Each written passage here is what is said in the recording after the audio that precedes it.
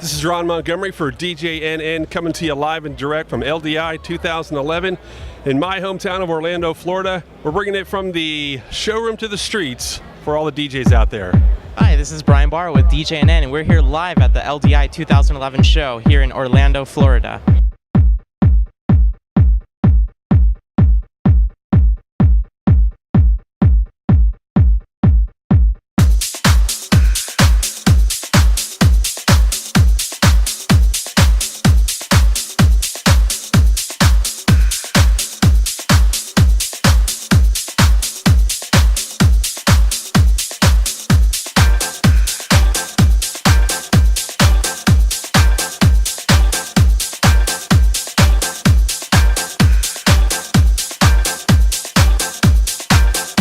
Well, guys and gals, we've moved over to the CHAUVET Pro booth here at LDI 2011, and I'm talking with Karl Detken. And the whole theme today, Karl Detken, for CHAUVET has been infectious. And I'm seeing a booth that looks like a work of art here. I mean, it's like a sculptor, giant spider. How did you guys come up with this?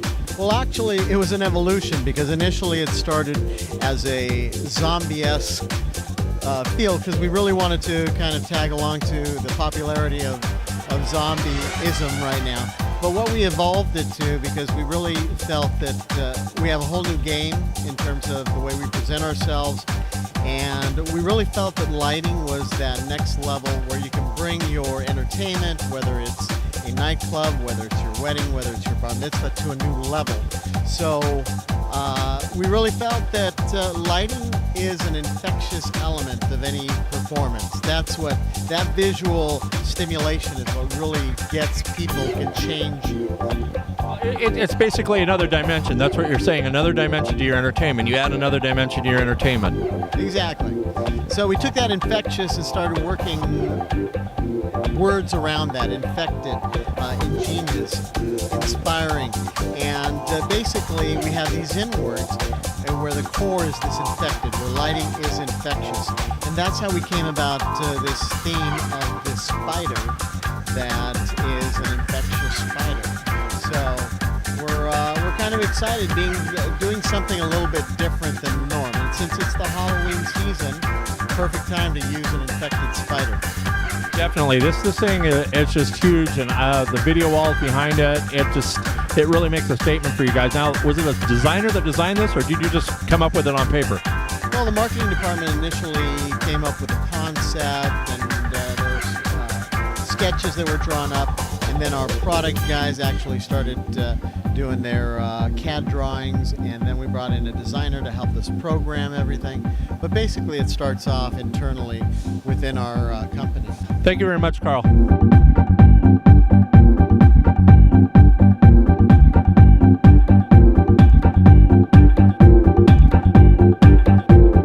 With Tom Ferret from American Audio. And Tom has some new amplifiers. For those of you who are still using amplifiers, some super lightweight amplifiers, the XLT series. What can you tell me about those, Tom? These are brand new. If you've ever owned an American Audio amplifier, you know how reliable they are and how much value they give you. Now we've entered into the lightweight amplifier market with our new XLT series. We have an XLT 900, 1200, 2000, and 2500.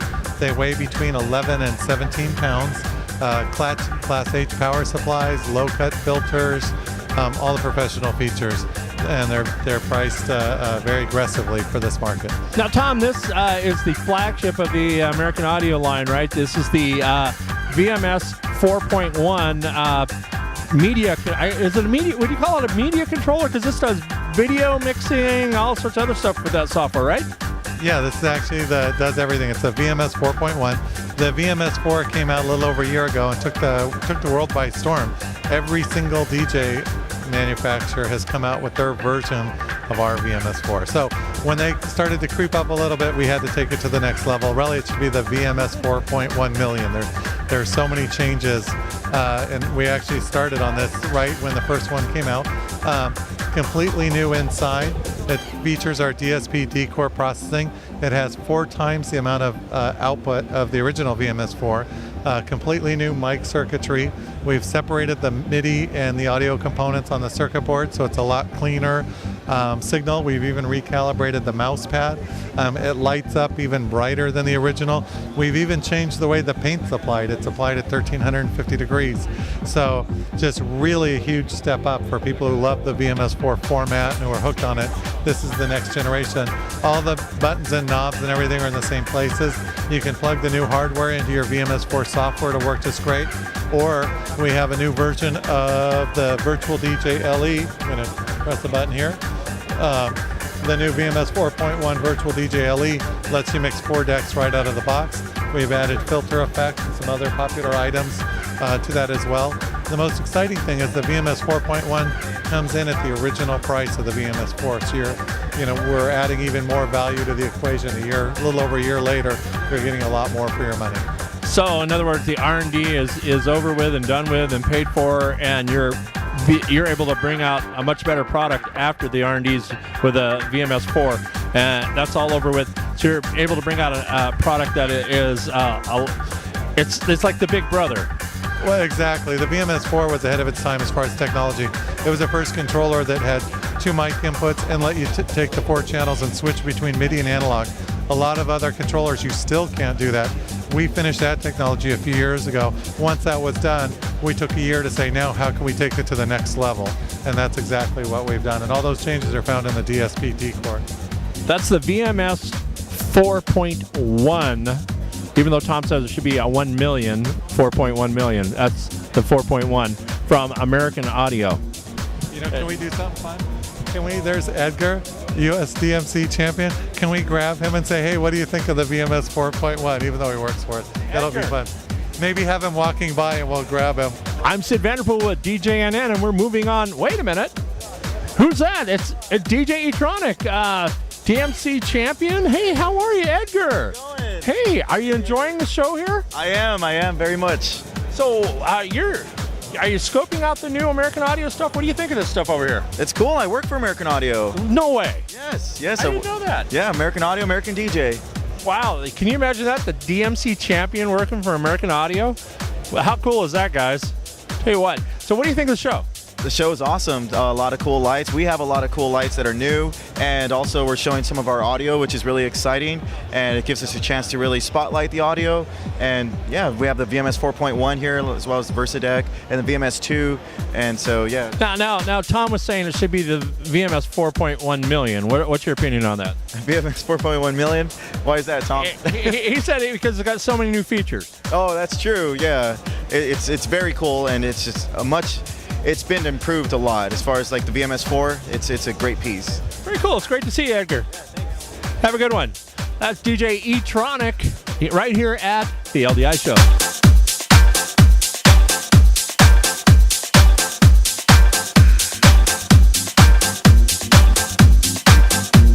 I'm talking with Ford Sellers from Chauvet, and he's showing us the new LFS 5, which appears to be a gobo projector. Tell us a little bit about this, Ford. Okay, it's called the LFS, the LED framing spot. It is looks like a small Lico.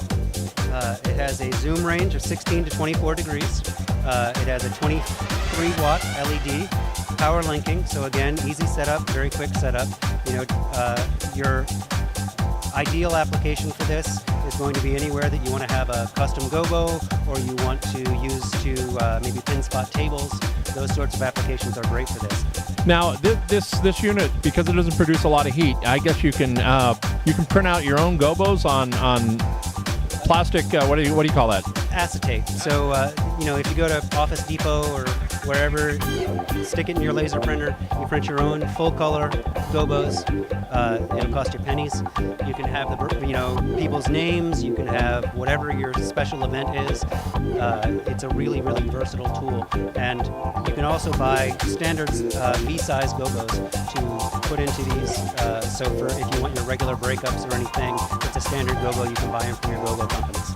Now, retail on this, what do you think is going to be? Retail on this is going to be around mid-200s, I believe. That's going to be your map price. Now, we're looking down here on the floor at some of the gobos that you have. And we're in kind of a bright area because it's right in front of the Pro booth here. And you can really see that the gobos are quite clear here. really, really bright unit. I mean, a 23-watt white LED, very even field, very bright, with a nice zoom range, so that if it's not quite bright enough, you zoom it in, you make it a little tighter, it's that much brighter. We use it really, really well up in our DJ booth, where it's off right now. So, Now, can you put a color gel on the front of that? absolutely. The front of the unit, pull it out. There's your gel holder. You can slide in a piece of gel if you wanted correct color temperature, or you want to put in a specific color. Very easy to do. It's really a nice little versatile unit. Very cool. Thank you, Ford.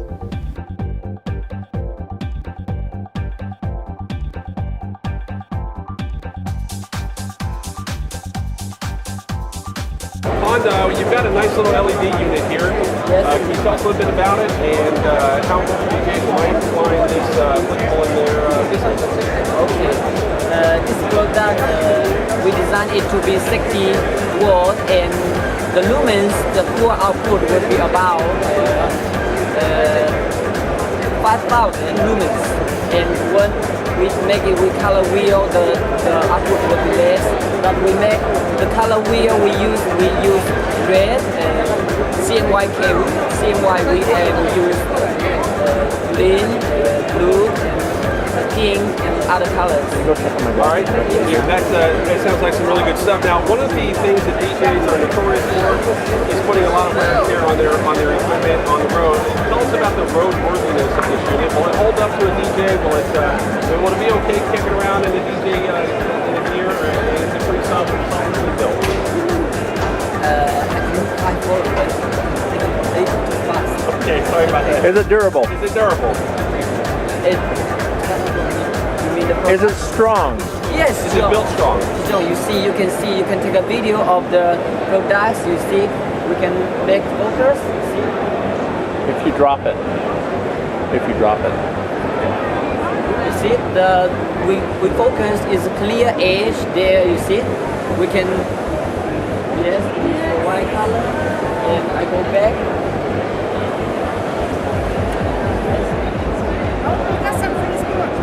See, color purple. Because I already programmed it inside, so it's hard to adjust.